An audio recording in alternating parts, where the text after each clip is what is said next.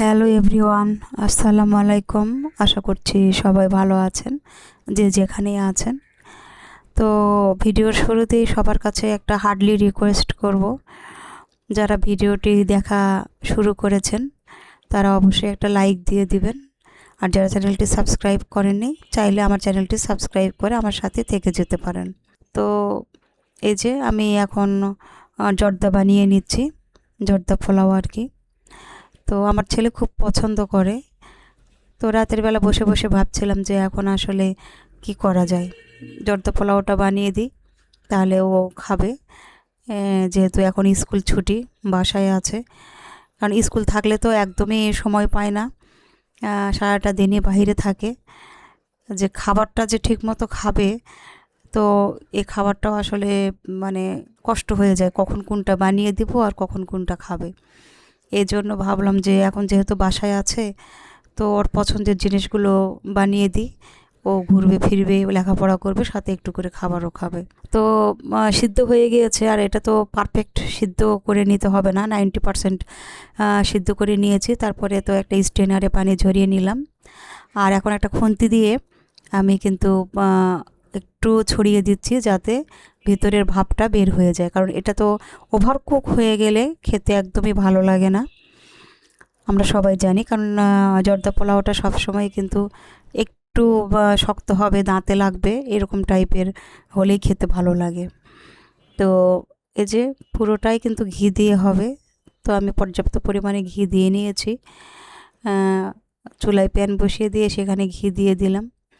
আর এটা একদম হাই হিটে করা যাবে না, লো ফ্লেমে প্রথমে করে নিতে হবে। কারণ ঘি পুড়ে গেলে বা মশলা পুড়ে গেলে সেগুলো আসলে খেতে ভালো লাগে না, একটা ব্যাড স্মেল আসে। তো যাতে পুড়ে না যায় সেভাবেই আস্তে আস্তে এই যে মশলাপাতি সেগুলো একটু ফ্রাই করে নিচ্ছি, যাতে সুন্দর একটা অ্যারোমা বের হয়। আর এখানে 2 রকম বাদাম রেখেছি, কাজু বাদাম আর অ্যালমন্ড। আর সাথে আছে মুরব্বা। মুরব্বাগুলো সুন্দর করে ছোট ছোট করে পিস করে নিয়েছি। এখন সবগুলো একসাথে আবারও ভেজে নিচ্ছি। তো ভাজা হয়ে গিয়েছে।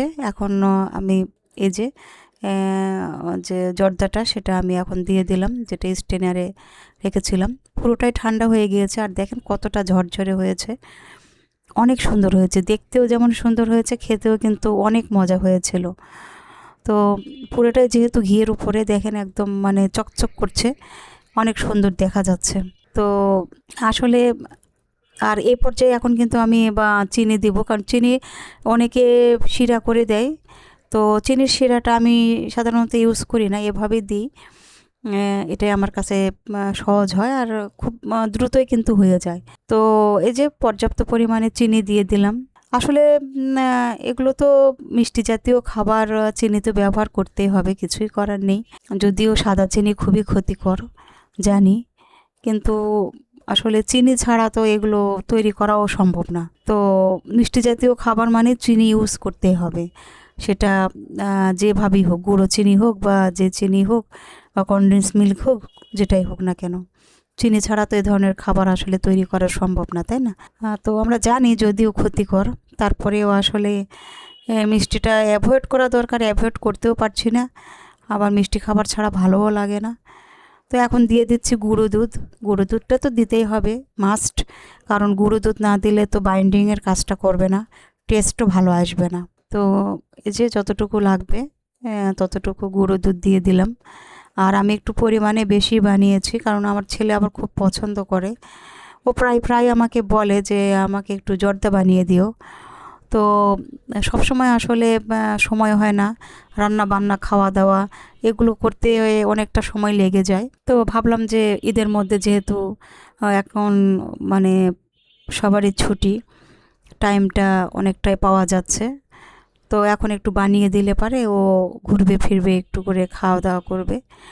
আহ, তো মানে ও অনেক হ্যাপি আর কি, যে আমি বানিয়ে দিই। ও কোনো কিছু চাইলে আমি চেষ্টা করি বানিয়ে দেওয়ার, সময় পেলে যথেষ্টই চেষ্টা করি।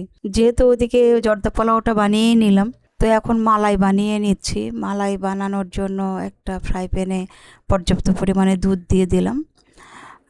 আর দুধটা একটু ফুটে উঠলে তারপরে যেগুলো ইনগ্রিডিয়েন্টস দেওয়ার দরকার সেগুলো তো দিতে হবে, কারণ জর্দার সাথে আসলে মালাইটা খেতে কিন্তু দারুণ লাগে। তো আমি করব কাস্টার্ড পাউডার দিয়ে, অনেকে কর্নফ্লাওয়ার দিয়ে করেন, তো আমি কর্নফ্লাওয়ার দেব না, আমি দিব কাস্টার্ড পাউডার, যাতে কাস্টার্ডের একটা ফ্লেভার আসে।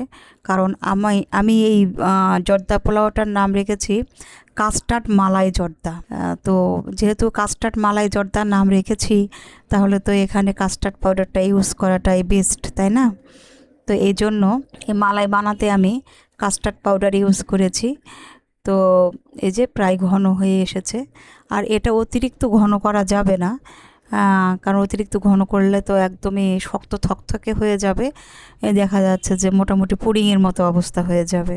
তো এই জন্য এই যে চারিদিক থেকে দেখেন কত বুদবুদ উঠে যাচ্ছে।